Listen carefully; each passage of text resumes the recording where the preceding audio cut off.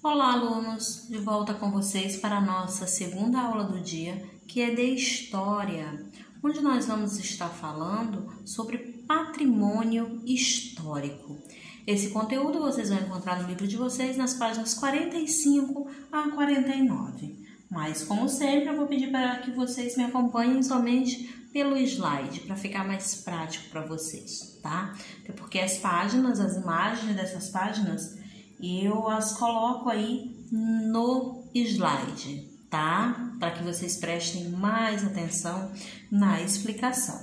Então, vamos lá? Então, quando for necessário, eu vou pedir, claro, para que vocês abram o livro de vocês, certo? Vocês estão vendo aí, né, uma imagem que com certeza ela está relacionada ao patrimônio histórico. Como assim, professora, ela está relacionada ao patrimônio histórico? Essas estátuas, alunos, elas fazem parte do patrimônio histórico, né, do Chile, tá? E essas estátuas aí são as mesmas que tem no livro de vocês. Então, elas fazem parte da história desse país, do Chile. Elas também são conhecidas como moais, tá? Então, só nessa ilha tem aí mais de 887 gigantescas estátuas de pedras espalhadas. Claro que isso aí são construções dos povos, né, antigos, e fazem parte agora do patrimônio histórico desse país. Então, passando para outro slide para nós entendermos bem o que vem a ser o patrimônio histórico e por que né, essas estátuas aí na Ilha de Páscoa, no Chile, se tornaram patrimônio histórico, vamos ao nosso próximo slide. Aí diz o seguinte: na história, um patrimônio é um bem importante, seja para uma única pessoa ou para um grupo grande delas. Então, não importa a quantidade de pessoas, né? Um patrimônio histórico é um bem importante, certo? Podemos dizer que é uma espécie de herança que talvez exista há muito mais tempo que nós. O patrimônio contém lembranças e lições e também nos traz um senso de união, graças a um passado comum. Devemos tratar o patrimônio com respeito e cuidado, pois cedo ou tarde, da mesma forma que nos foi entregue por nossos antepassados, será nossa vez de entregá-lo para gerações futuras. Afinal, não há como alguém receber um patrimônio que está destruído ou que nem existe mais. Todos nossos feitos, né, no futuro poderão ser considerados patrimônio histórico. E aí nessa imagem, né, vocês estão vendo o Coliseu. O Coliseu, ele está localizado em Roma e é um patrimônio histórico, né? Foi um lugar de grande importância, um lugar arquitetônico, né, um monumento arquitetônico, né, de formato cilíndrico. Vocês podem observar aí que ele é arredondado, né? Então, aí é o Coliseu, né, que está localizado em Roma, tá? Continuando o nosso próximo slide, nós temos os tipos de patrimônio. Vocês já sabem que patrimônio é uma espécie de herança, né? De algo que talvez já exista há muito tempo, né? E que foi deixado aí para nós. Então, isso é o patrimônio, é uma espécie de herança. Ok, alunos? E aí, nesse outro slide, nós vamos conhecer os tipos de patrimônio. Então, na história existem dois tipos de patrimônio, que é o patrimônio, os patrimônios material e o patrimônio imaterial. Então, tem os patrimônios aí materiais e imateriais. Os patrimônios materiais. O que vem a ser os patrimônios materiais? Como o próprio nome indica, são objetos físicos, tá? Então, patrimônios materiais, objetos físicos. Esses patrimônios são compostos por coisas que podemos guardar em um museu, tá? Como obra de artes, utensílios domésticos de povos passados, livros, documentos audiovisuais e etc. Também são patrimônios materiais. Outros exemplos: prédios, né? Praças, casas, obras, né? Obras arquitetônicas, né? Espaços sociais das cidades, obras arquitetônicas como o Coliseu que eu acabei de mostrar no outro slide para vocês, tá? Então, tudo isso aqui é considerado patrimônio material, tá? Que vem a ser, né? Tudo isso aqui, ó, prédios, praças, casas, obras arquitetônicas, casas, né? Quer dizer que são objetos físicos, né? Utensílios também, nós chamamos de patrimônios materiais. E para se tornar patrimônio histórico é preciso que o bem seja tombado. Mas como assim, professora, tombado, né? O que vem a ser o tombamento? É o ato de reconhecimento do valor histórico, artístico ou cultural de um bem. Quer dizer que esse local tem que ser reconhecido, tá? Tem que ter um reconhecimento, um valor histórico, né? Artístico e cultural, tá? Então, ele tem que ter esse reconhecimento para que ele seja tombado, tá? E para se tornar um patrimônio histórico. Não é qualquer pessoa que pode chegar lá e dizer isso aqui é um patrimônio histórico. Não é assim. Tem todo um processo, né? Vai aí, ó, como diz aqui, que tem que ter o tombamento, que é o ato de reconhecimento do valor, né? Histórico. Tanto do lugar como do objeto, de alguma outra coisa, tá? Para se tornar patrimônio histórico, ele tem que ser tombado, tá? Tem que haver aí o tombamento. Vocês já viram os patrimônios materiais, agora nós vamos para os imateriais. O que são os imateriais? Diferentemente dos materiais, não existe forma de se expor em um museu o patrimônio imaterial.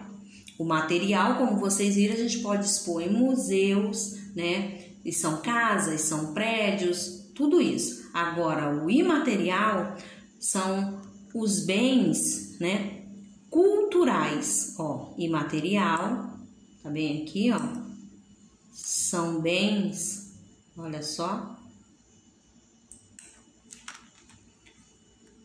são bens culturais e dizem respeito à prática, tá? Olha só, de modos, práticas e modos de vida, tá? Que são representados na forma de conhecimento, formas de trabalhar, jeitos de fazer as coisas, festas, interpretação artística, brincadeira ou cultura popular. E o que vocês estão vendo aí? Vocês estão vendo capoeira, bumba meu boi, frevo, não é isso? Então, vocês estão vendo danças. Então, o bem aí, os patrimônios imateriais, né?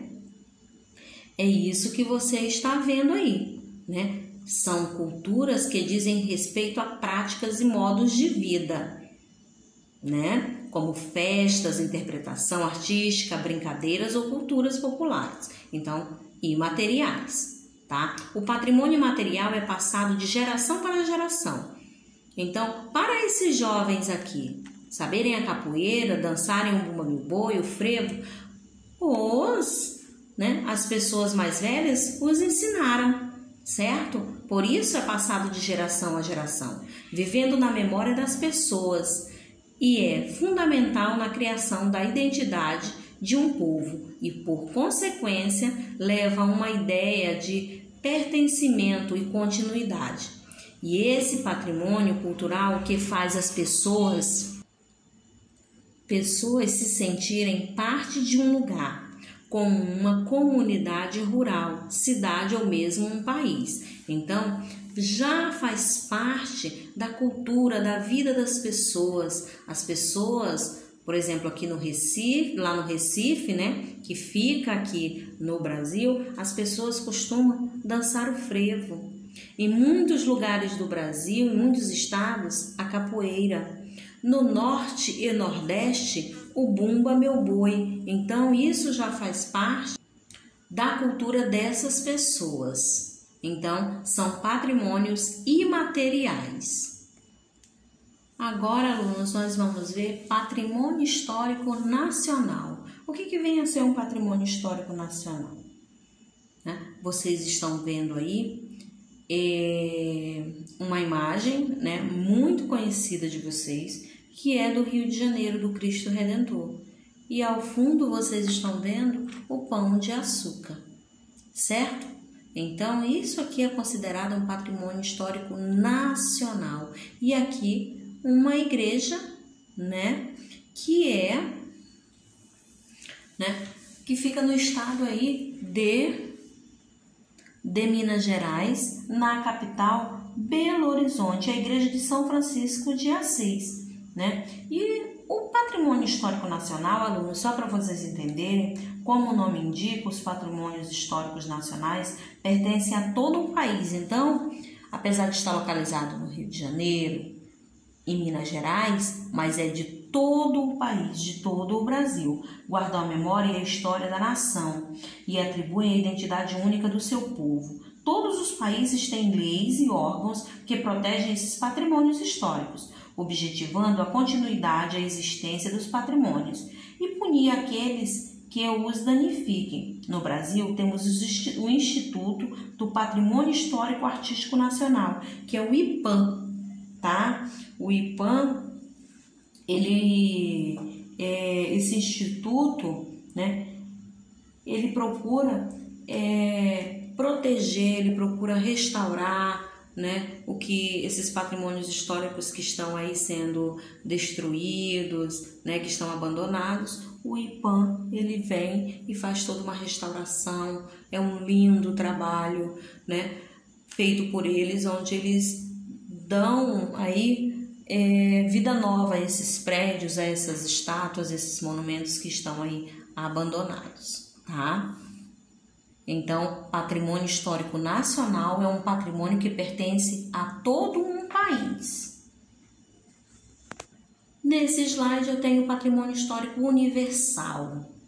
Aí vocês vão ver, aí tem a muralha da China, aí tem as pirâmides do Egito, mas fica muito longe daqui. Sim, mas são considerados patrimônio histórico universal. Universal, quer dizer, é de todo mundo. Olha o que diz aqui embaixo. É um bem considerado importante para todo mundo.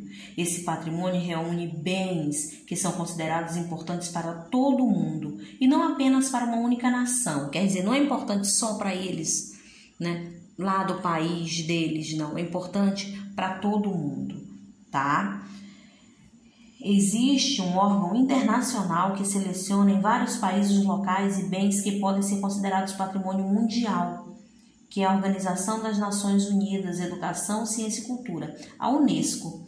Esse órgão ajuda os países que possuem esses patrimônios a conservá-los intactos para as futuras gerações através de auxílio financeiro, técnico também. O Brasil tem bens que fazem parte do patrimônio histórico universal, tá? Então, aqui no nosso país, nós também temos lugares assim que fazem parte, além de ser patrimônio histórico nacional, é também patrimônio histórico universal, quer dizer que é um bem importante para todo mundo. Vamos vê-los? O que nós temos aí? Nós temos o Centro Histórico de São Luís, capital do Maranhão. Eu posso dizer para vocês que é lindo esse lugar. É um lugar que já existe há muitos e muitos anos. Tornou-se patrimônio histórico, tá? As casas são construções aí bem antigas, com os azulejos bem antigos também. Tudo muito muito lindo, tudo muito limpo, tudo bem cuidado. Então, é patrimônio, tá? Histórico aí, o centro de São Luís do Maranhão é um patrimônio histórico universal. A próxima é a Costa do Descobrimento, a Costa do Descobrimento aqui, Bahia, tá? Foi onde aconteceu o descobrimento do Brasil, certo? Temos também Diamantina, Minas Gerais, muito lindo também esse lugar. Você, quando chega num lugar desses, você sente a história, você quer conhecer a história quando você não conhece, são lugares que te encantam, tá? Temos a Mata Atlântica, reservas do Sudeste, São Paulo e Paraná. Temos o Centro Histórico de Olinda, em Pernambuco. São lugares que fazem parte, gente, da história do Brasil, tá? Por isso se tornaram aí patrimônio histórico, tá? Universal. E Parque Nacional de Iguaçu, Paraná, tá? Então, são aí bem importantes aí esses lugares. Então, esses que eu mostrei para vocês aí nesse slide são patrimônio histórico universal existentes aqui no Brasil, tá? Que são considerados patrimônio histórico universal, tá, alunos? Então, vocês vão lembrar bem aí o que é patrimônio histórico, né? Os patrimônios materiais, os imateriais, né? O patrimônio histórico nacional, o universal, e fazer as atividades aí das páginas 48 e 49. Vamos à nossa leitura? Então, vamos lá. Na questão 1 da 48, vocês vão marcar a opção que diz o que é patrimônio. Na 2, vocês vão escrever abaixo as imagens, que tipo de patrimônio elas ilustram. Aí, por exemplo, nós temos aí um museu, vocês vão dizer se é material e imaterial, tá? Prestem atenção na explicação que foi dada. De imaterial e patrimônio material, tá? Na página 49, o que é um patrimônio histórico nacional? No 4, o que é um patrimônio histórico universal? E no 5, você vai pesquisar em jornais, ou em revistas, ou na internet, um patrimônio histórico e cola a imagem dele abaixo.